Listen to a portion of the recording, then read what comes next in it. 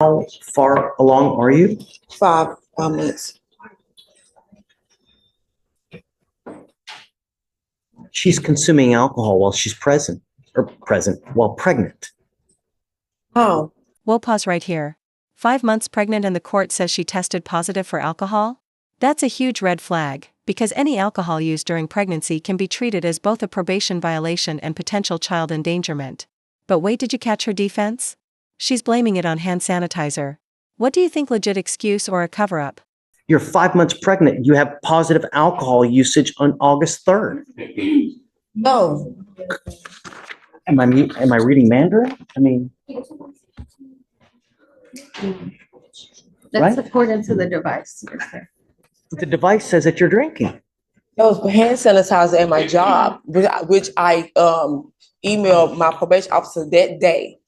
It's not alcohol. That's why they took me out the register and put me on the floor to where I won't be around anything that consume alcohol, which is the hand sanitizer at my job.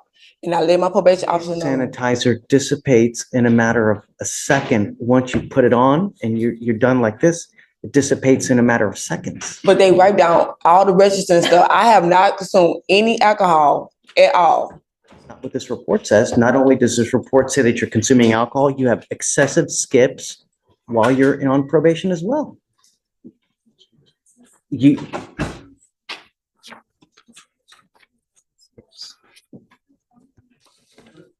Honor, hold on a second. Hold on. Okay, so April 4th, skip test. April 16th, skip test. Mhm. April 18th, skip test. April 24th. Hold up. Did you hear that list? The judge just rattled off dozens of skipped probation tests. In legal terms, that's a massive strike against her credibility. Even if the alcohol excuse holds, missing that many tests almost guarantees stricter consequences. Question for you all, if you were the judge, would you focus more on the failed tests or the pregnancy angle here? Skip test, April 25th, skip test, April 29th, May 2nd, May 15th, May 19th, May 22nd, June 2nd, June 4th, June 8th, June 9th, June 13th, June 16th, June 23rd, June 25th, June 26th, June 30th, July 2nd, 5th, 11th, 12th, 13th, 15th, 16th, 18th, and it goes on and it goes on as the day is long. I was here on the 11th. I seen you on the 11th. We had court. And I said, I work at the register, and I explained to my manager that I had to step away from the register to blow into my device. So as soon as they understood that I'm on a case to where I had to step away from the register, then they had allowed to me, because I have 3 hours of window to blow into my device. So I had got that handled, which I told my probation officer as well. So I allowed my manager to understand to where I could keep my job, to where she can move me to a different department, to where I won't keep leaving from the register to go blow into my device, so I will not be late. Not only are you allegedly skipping, not only are you allegedly consuming alcohol, but you also have a prior DWI, felony DWI with a child from a year and a half ago. Drug test, and I passed all my drug tests, so I'm just impossible, because I have, and you can go to, and they took my blood test and my doctors as well too. So I have not consumed any alcohol during my pregnancy or before my pregnancy. And when I stood before you on July 11th, I have not took any alcohol at all. That's the honest truth.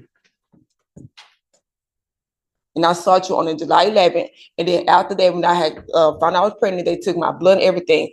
I have not consumed any liquid of alcohol down my throat. We have clinicians that evaluate you to determine what the best course of action going forward on this probation is. They've deemed, after doing all their research, that the best way moving forward is to put you into a residential treatment program. I like to follow the advice of the clinicians because they know what they're talking about. Not only, are they saying this, but you're also providing us with evidence as to why it's a good idea. You're saying you're not consuming, but I have concrete evidence that you are, and I have dozens of skip tests when you're not supposed to be skipping. What I day know. was they say I consume alcohol? Because that's the day that I emailed my lawyer that day, and I was at work. It's not a negotiation. That's what they're recommending, and I think that it's a good idea.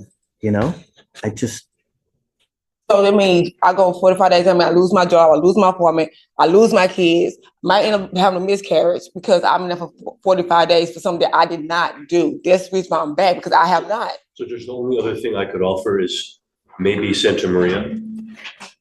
Have the clinicians considered that? Did they know she was pregnant?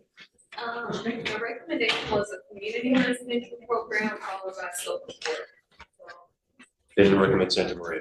Did they know she was pregnant? What's the difference of Santa Maria It's versus? an outpatient drug residential facility treatment center for pregnant females. It's only pregnant females. She can get a bed there reserved for her, but they have to accept her into the program. It's common in felony with pregnant women, but I don't know what it's like here in misdemeanor if they even offer the Santa Maria Hospital. But it's supposed to help pregnant women. Are you married? Mm. Who's taking care of the other kids? Me, You don't have any other person in your life? boyfriend, but I mean, Okay, so, Other than- so you currently live with your boyfriend? Mhm. So he's got, possession of the apartment, I would imagine as well. So you're not going to lose your apartment, promise in my name, not his. okay? I mean, as long as the rent is being paid, but my concern is that you're not consuming alcohol, especially while pregnant, because if you do, you're ensuring a lifelong potential problem with that child. I have evidence here that you're consuming alcohol. I have evidence here that you're refusing to blow into the machine like you're supposed to. And that's why we do these. But Recommend. I'm so I sorry. know that you don't like it, but I'm No, sorry. because I can't just stand here and just, I can understand the skill part, but the actually consuming, drinking alcohol, I can't stand here. And that's on everything I love. I have not consumed any alcohol since you put me on probation. Since we had this last conversation, I have not put a Have risk. evidentiary proof to the otherwise. Germ must have alcohol in there. So it's like y'all saying that I actually took a cup. I actually put it to my mouth and I actually drunk the alcohol while I'm pregnant.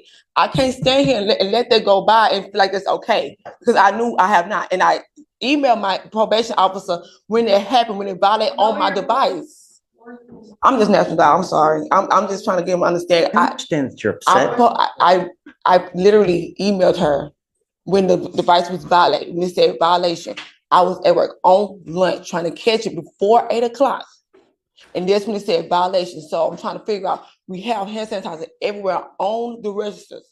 So that's where it came from. It have not come from no alcohol. Not hand sanitizer. And there it is, the judge makes it clear, either she proves she can follow probation on her own, or it's treatment the court's way. This is classic courtroom power play. Judges often give second chances, but when someone racks up violations, the system steps in hard. Here's the real drama: does forcing treatment protect her and the baby, or unfairly wreck her life? Drop your take below. Accountability or overreach? Hand sanitizer doesn't go into the actual tube that you blow into. I mean, Your I'm Honor. sorry if you, Your Honor, would you consider if she meets the requirements for this Santa Maria of outpatient, course. would you be? Oh, outpatient. Yes, Your Honor. In light of the fact, like, She's been on probation. We've given her the opportunity to do it on her own. And you're not doing it.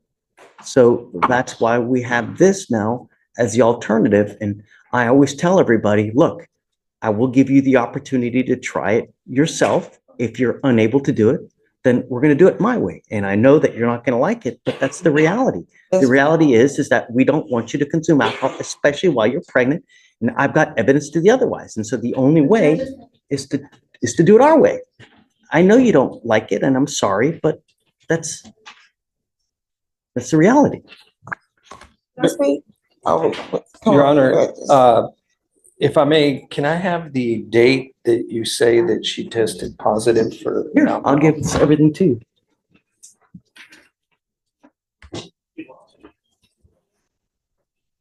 If you want more time to take a look at it, just you guys hang tight, go take a look, and we can come back in up here and talk. Don't leave. Otherwise, I'm going to issue a warrant.